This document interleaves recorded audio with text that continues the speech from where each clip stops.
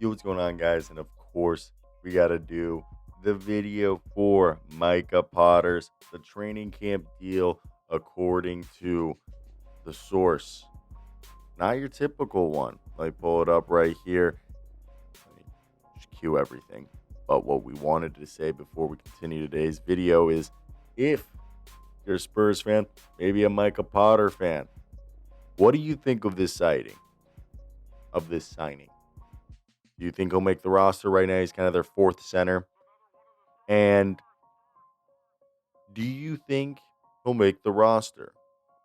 Hit that like and subscribe button for more content like this. So let's go ahead and discuss what could potentially be made of this situation. So Paul Garcia, who from a national standpoint isn't as big of a reporter as other sources, seemingly is more of a local reporter for the Spurs, and he's reporting that it's likely a training camp deal, brings the team's roster to 18 players.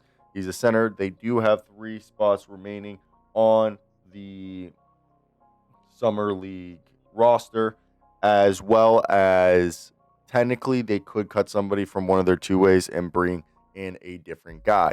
Now, what does the current roster look like? Well, the current projected starting lineup, using my work, hoopshype.com, as a reference right here: De'Aaron Fox, Steph Castle, Devin Vassell, Harrison Barnes, Victor Wembanyama, more than likely seems to be the projected lineup there. Now, what is the depth chart with Micah Potter there? Now, Micah Potter isn't listed on this one, but he would be slotted in behind Luke Cornett and Kelly Olynyk, and obviously Victor Wembanyama being the starting center. There could be a world where either Keldon Johnson or Jeremy Sohan, maybe even Carter Bryant, if he excels as a rookie, pushes Harrison Barnes or Devin Vassell to the second unit.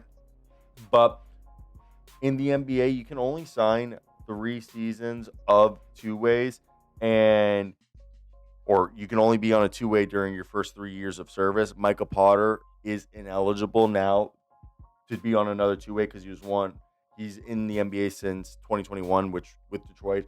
Then he was with Utah in 2022, again in 2023, and then in 2024. Basically, he's played 4 seasons, and even though with the Harry Giles rule, which gives you an exception that for some players who, if they had one of their seasons sort of similar to how Mr. Micah Potter's first year with Detroit, he didn't really play, that doesn't count as a full year of eligibility, which allowed him to have another two-way. So with him being on this roster, he could try to push.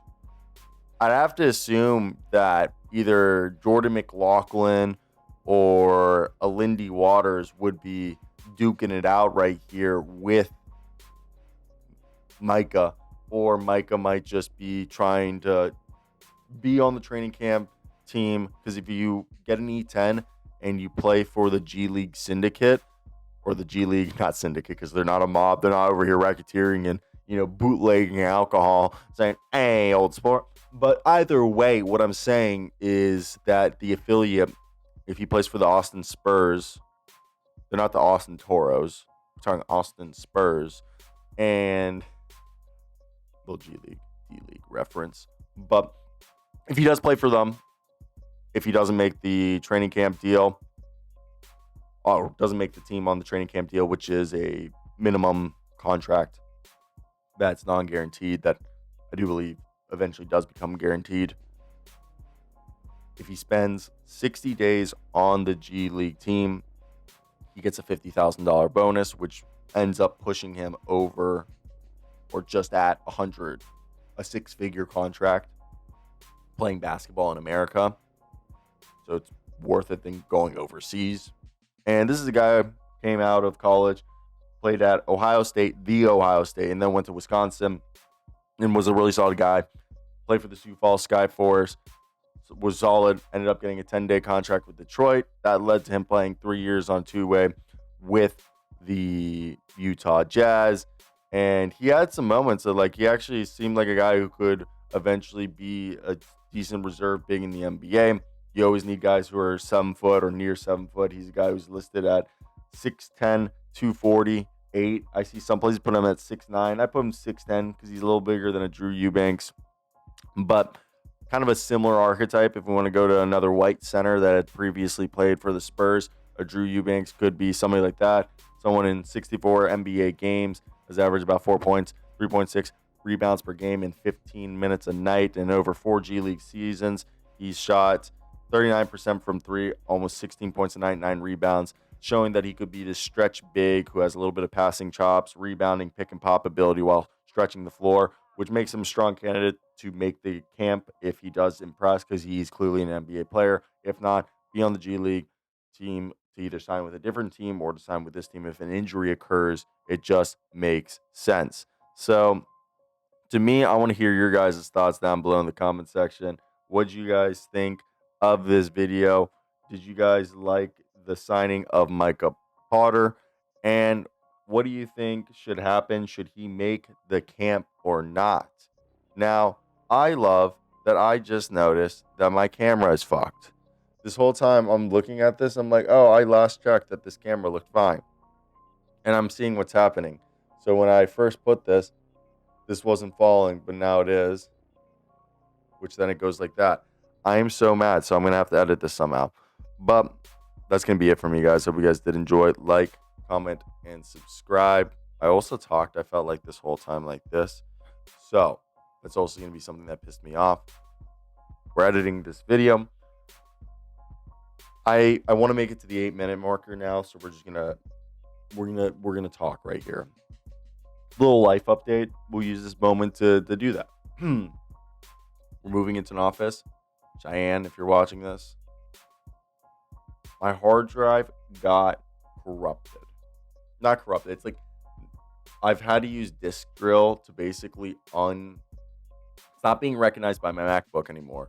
I'm gonna see if I can plug it into my PC and if it does anything, or my iMac if it gets recognized.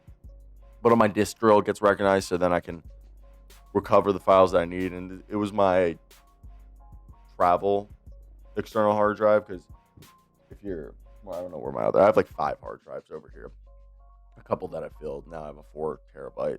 The travel one's a 1 or a 2 terabyte. Either way, I digress. The whole purpose is that I need to finish editing CCTV. But I'm in my bedroom right now, and I don't record in my bedroom. I'm not using my typical mic setup and all that, because this is the whole travel setup that we have right here.